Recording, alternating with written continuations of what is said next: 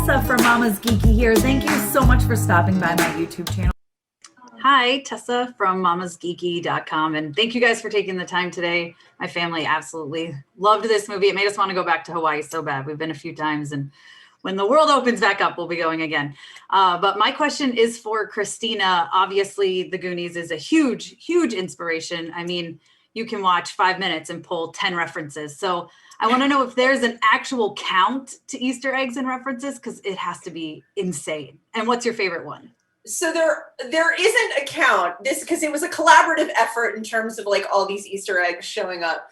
It's amazing because like there's a bunch of stuff in here that's like the Spanish reading. Peely being able to read Spanish actually came from two places. Like I'm half Korean, and I grew up in Korea, and then I moved to the States when I was 18. But like I remember a friend of mine who's half Korean, she grew up in Texas, and everybody assumed she spoke Spanish because they thought she was Mexican. And it like, because when you're mixed, you can look like anything. So I remember I was just like, this is great, because not only would I believe that Peely would speak Spanish, it is a great nod to Goonies, where they have to read Spanish. There's like, you know, there's a lot of fun stuff. There, that keychain that Key has, that's the biting the teeth. Jude, that was like Jude, the, you know, props guy. Like there's just a bunch of stuff that like all of us took it and kind of ran. So there are things that I wrote in the script, but then they took it further. So I don't have a count, but there's a ton in there because we all knew what we were doing.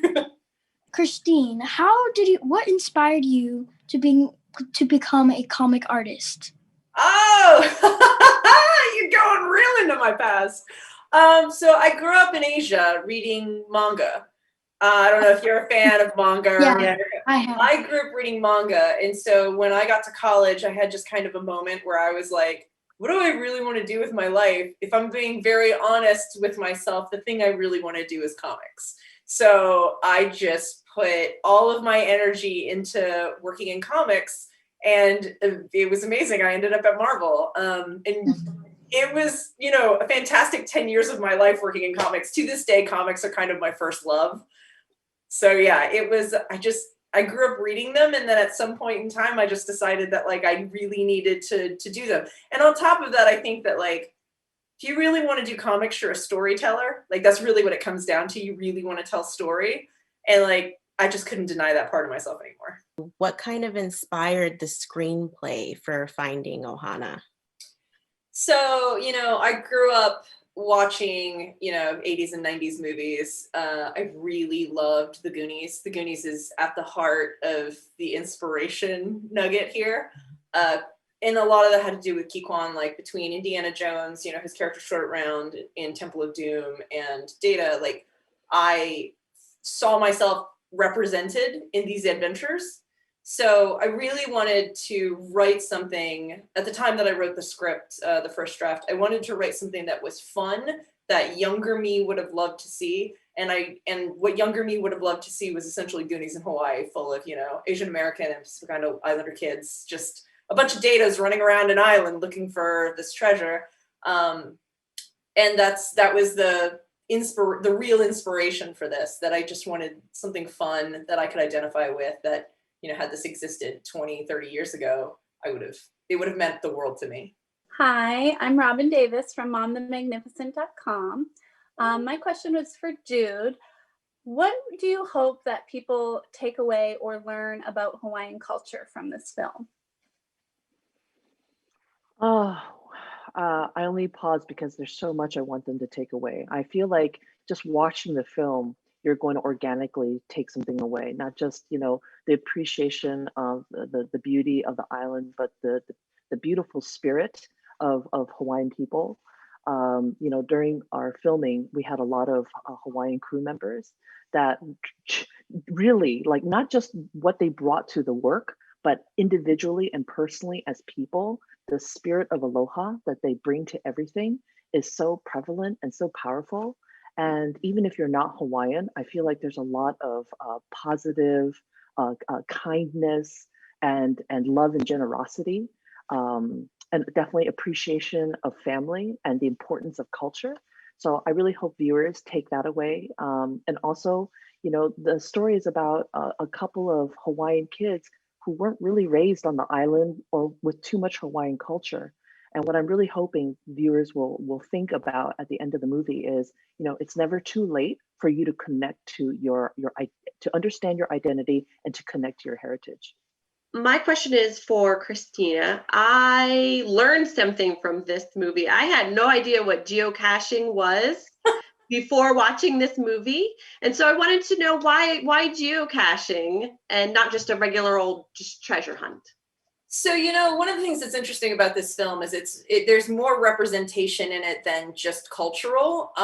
When I was a kid, I was a tomboy who identified more with the male lead characters, like the precocious kid, who goes on an adventure, but that was rarely the female. So I just remember thinking like, Peely is going to be young me. And young me, if geocaching had been a thing when I was a kid, young me would have done a lot of geocaching because I wanted more than anything to be like Indiana Jones or Link from Legend of Zelda. Like I just wanted to go on adventures and discover treasures, So that was the inspiration behind that. Because like when I found out what geocaching was as an adult, I was like, I don't have time, unfortunately, to do this thing, but young me would have been a geocacher like nobody's business.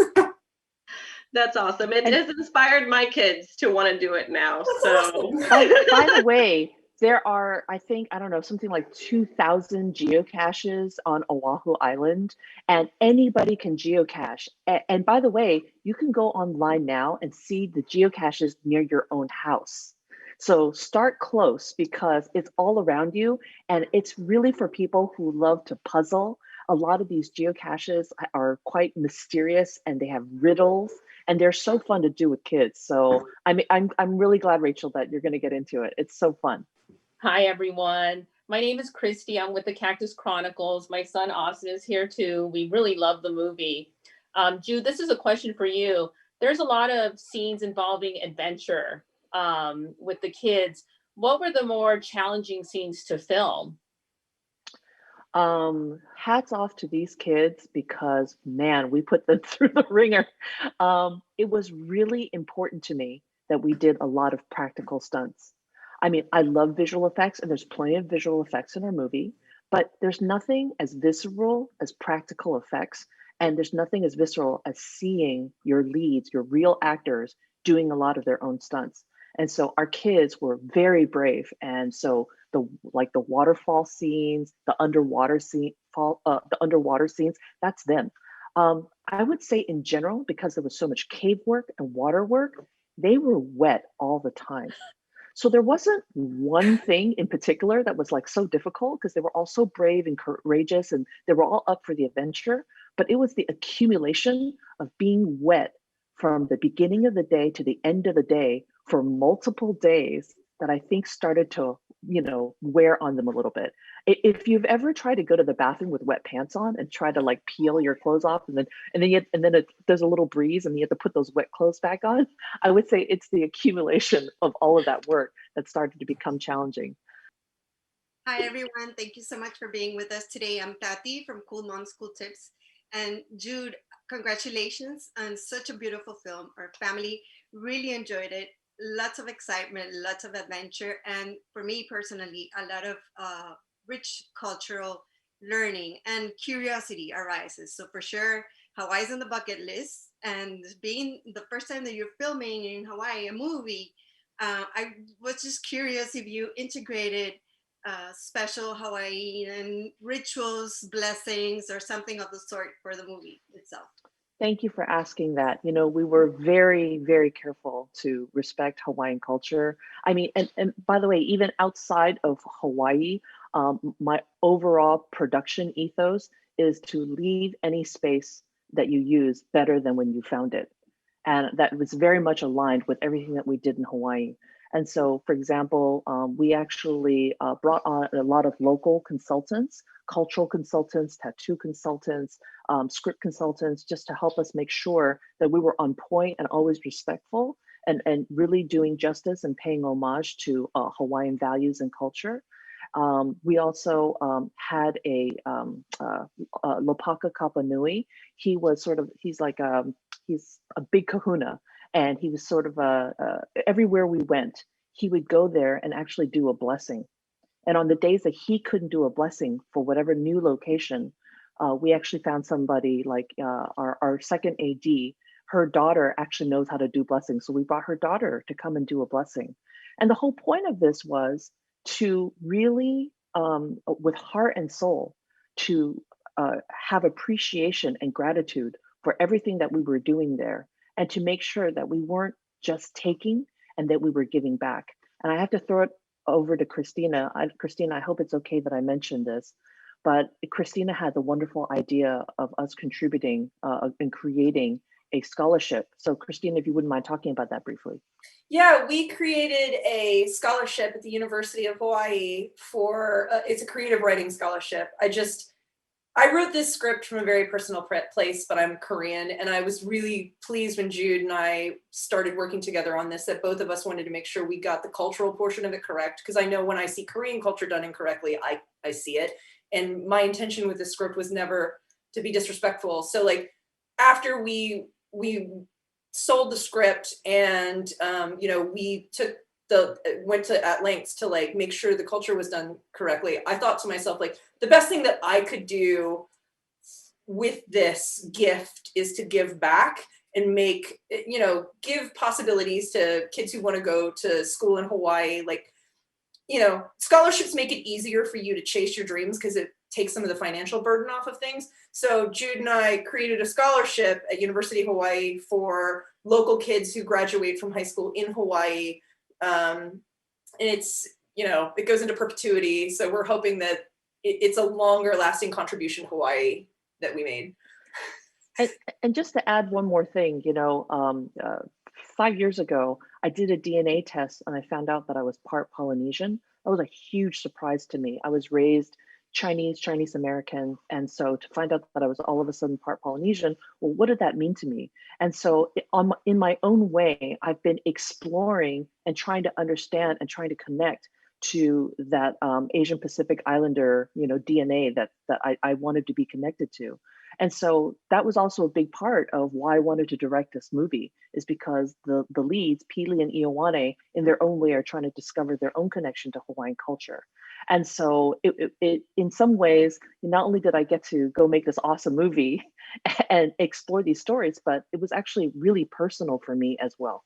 I just want to thank you, ladies, because you're both women of color, and this is like girl power, right? the whole film, and it's great to see. And Jude, this question is for you.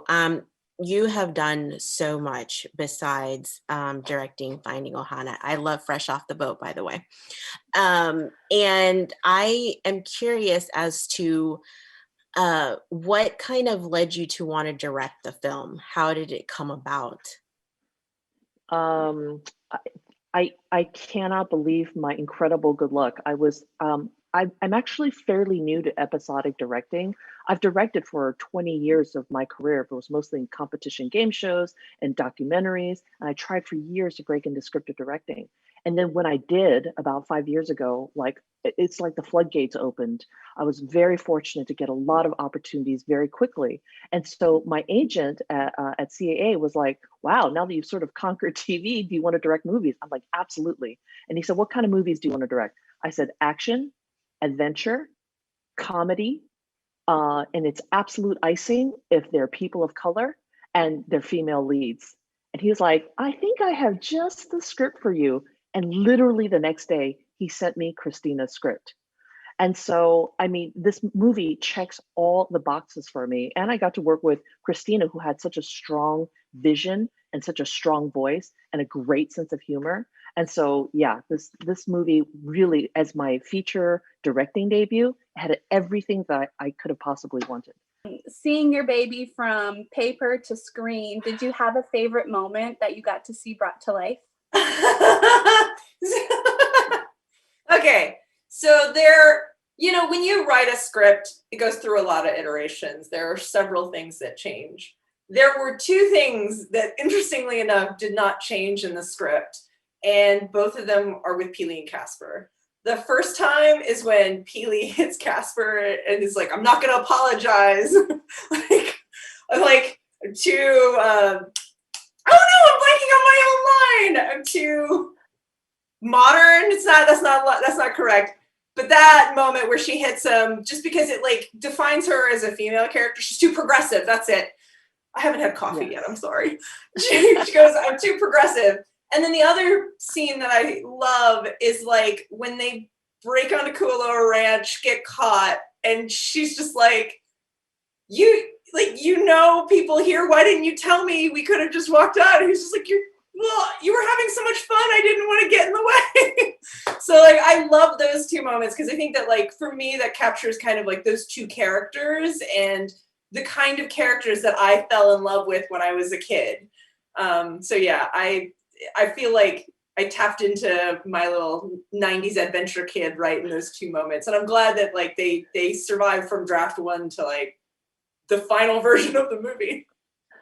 Christina, I swear you were going to say that one of your favorite moments was when Casper and Peely stand in front of the cave opening and that big horrible smell comes out and he goes, "What's that smell?" And she's like, "It's the butthole from hell." I thought for sure you would say that was going to be your favorite. So Jude thinks that's my favorite because I fought for that. Like I was like, butthole needs to be in this script. But a lot of that just is because like part of the entertainment for me of Goonies was that kids were using adult language. And I just remember being like, they have to, when you're a kid, sometimes you say things that you're just like, I'm old enough to use this. So yeah, butthole hell was great. There were definitely a couple moments where my daughter looked at me like, is that okay for me to laugh at, Mom?